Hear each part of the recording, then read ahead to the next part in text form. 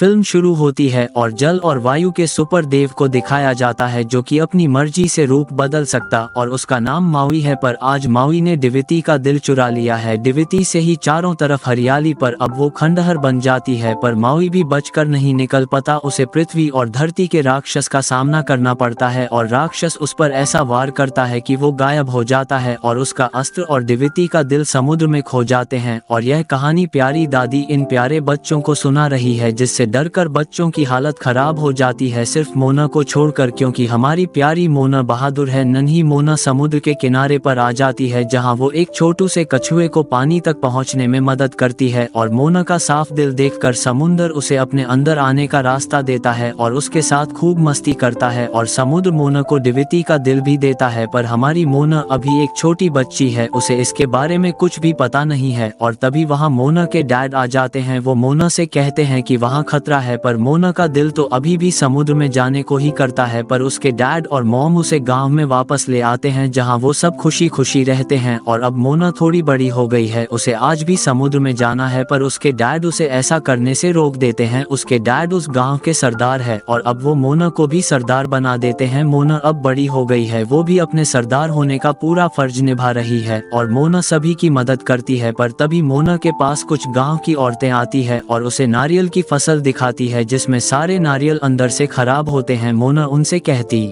है कि हम नए पेड़ लगाएंगे, पर तभी एक और मुश्किल आ जाती है। मोना के गांव में किसी को भी मछलियां नहीं मिल रही है, तो मोना कहती है कि हम गहरे पानी में मछलियां ढूंढ सकते हैं। पर उसके डैड कहते हैं कि तुम जानती हो किनारा छोड़ना मना है, ये हमारा कानून है। और वो गुस्सा हो जाते हैं। इससे मोना भी नाराज हो जाती है। तब उसकी मॉम उसके पास आती है और उसे बताती है कि पहले तुम्हारे डैड भी तुम्हारे ही जैसे थे, गहरे समुद्र के शौकीन, पर एक दिन तुम्हारे डैड ने अपने भाई को समुद्र में खो दिया और अब वो तुम्हें नहीं खोना चाहते। ये सब सुनकर मोना बहुत उदास हो जाती है और मोना नाव लेकर समुद्र के अंदर चली जाती है। वहाँ उसके साथ उसका बिग दोस्त भी होता है, पर मोना की नाव पलट जाती है और वो पानी में डूबने लगती है। बड़ी मुश्किल से वो पानी से बचकर वापस किनारे पर आती है और उसका बिग दोस्त भी बच जाता है। पर तभी वहाँ उसकी दादी माँ आती है। मोना उनसे कहती है कि डैड सही थे, किनारा छोड़कर नहीं जाना चाहिए। तब उसकी दादी कहती है कि ठीक है तो तुम जाओ मोना। पर मोना कहती है कि दादी माँ आप मुझे रोक क्यों नहीं रही, क्या आप मुझे कुछ कहना चाहती हो? तब दादी कहती है कि क्या तुम कुछ सुनना चाहती हो? और वो उसे लेकर एक रहस्यमयी जगह पर आ जाती है जहाँ मोना को बड़े बड़े जहाज दिखाई देते हैं और वहाँ पर एक नगाड़ा होता है। मोना उसे बजाती है। उसे पता चलता है कि पहले उसके गाँव के लोग जहाजी हुआ करते थे। फिर वो दादी से पूछती है कि पर हम रुक क्यों गए? तो दादी उसे बताती है कि मावी ने दिविती का दिल चुराया तो देवताओं का आतंक फैल गया और हमारे जहाज वापस नहीं लौटे। लोगों की रक्षा के लिए सरदारों ने किनारे से दूर जाने से माना कर दिया, पर एक दिन कोई किनारा छोड़कर जाएगा और मावी को ढूंढेगा, उसे सागर पार ले जाएगा और दिविती का दिल वापस देगा। उस दिन मैंने देखा था समुद्र ने तुम्हें चुना, हमारे पुरखों ने कहा था कि मावी उसे किसी रहस्यमयी टापू पर मिलेगा। फिर मोना ये सारी बातें जाकर अपने डैड और गांव वालों को बताती है, जिससे उसके डैड गुस्सा हो जाते हैं। पर तभी मोना की दादी बहुत बीमार हो जाती है। मोना उनके पास आती है। उसकी दादी उससे कहती है कि जाओ मोना, तुम्हें जाना होगा, मैं हर जगह तुम्हारे साथ रहूंगी। और मोना दिविती का दिल लेकर नाव में बैठकर समुद्र में पहुंच जाती है। वो अकेली ही आगे बढ़ जाती है, पर अगले दिन उसे पता चलता है कि उसका मुर्गा हे भी उसके साथ नाव पर है। हे समुद्र को देखकर घबरा जाता है। मोना उससे कहती है कि डरो मत, हे समुद्र मेरा दोस्त है। पर बेचारी मोना को नाव चलानी नहीं आती, जिस वजह से उसकी नाव पलट जाती है और तभी तूफान भी आ जाता है। मोना लहरों के बीच फंस जाती है, पर जब मोना आंखें खोलती है तो वो किनारे पर होती है और वो भी मावी के टापू पर, जहां उसे मावी मिल जाता है। मोना उससे कहती है कि तुम्हें मेरे साथ दिविती का दिल लौटाने चलना होगा, पर वो मोना को गुफा में बंद करके उसकी नाव लेकर वहां से निकल जाता है। पर मोना किसी तरह गुफा से बाहर आ जाती है और समुद्र मोना की मदद करता है उसे नाव तक पहुंचने में। पर मावी उसे दोबारा पानी में फेंक देता है, पर समुद्र से वापस नाव पर ले आता है। मोना मावी से कहती है कि क्या बात है, क्या तुम दिविती के दिल से डरते हो? तो मावी कहता है कि यह एक श्राप है, जब मैंने इसे छुआ था तब मेरा शूल मुझसे खो गया, मुझे इससे दूर रखो, ये एक मौत की घंटी है, फेंक दो इसे वरना भर भर के बुराइयां आएगी इसे वापस लेने के लिए। पर मोना कहती है कि ऐसा कुछ नहीं है, हम दिविती जाएंगे और उसका दिल वापस करेंगे। पर तभी उन पर जल डाकू काकामोरा हमला कर देते हैं। वो दिविती का दिल लेने वहां आए होते हैं। वो मोना की नाव पर आ जाते